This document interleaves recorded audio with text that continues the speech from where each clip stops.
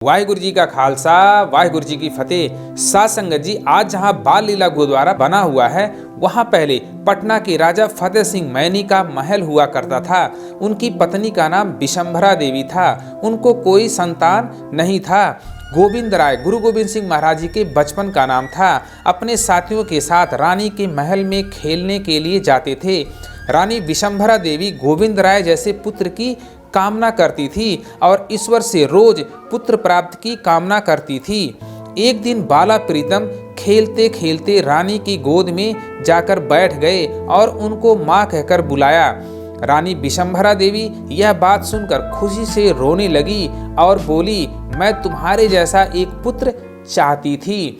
गुरु महाराज जी ने कहा, मेरे जैसा इस ब्रह्मांड में कोई दूसरा नहीं है। आज से मैं आपका धर्म पुत्र हूँ और आप मेरी धर्म माता। जब तक दुनिया रहेगी मैं आपका धर्म पुत्र रहूँगा। दुनिया में बहुत सारे राजा महाराजा आए, उनके मरने के बाद लोग उनको भूल गए, पर माता, जब तक यह दुनिया कायम रहेगी लोग आपको याद करेंगे। उसके बाद रानी विशंभरा देवी को ज्ञान प्राप्त हुआ। उसने गुरु महाराज जी को अपनी बाहों में ले लिया और बहुत प्यार दुलार करने लगी।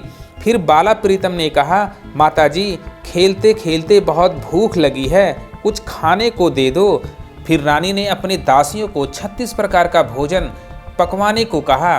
बाला प्रीतम बोले, माते, जो आपने सुबह घुघनी और पूरी बनवाते समय मेरे को सोचा था, मुझे वही खाना चाहिए। फिर रानी विशंभरा देवी ने घुघनी और पूरी बाला प्रीतम को खाने को दिया।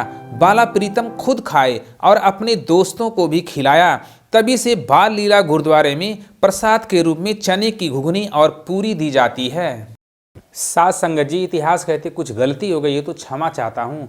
आपसे रिक्वेस्ट है, वीडियो लाइक करो, शेयर करो एंड सब्सक्राइब करो। Thank you for watching.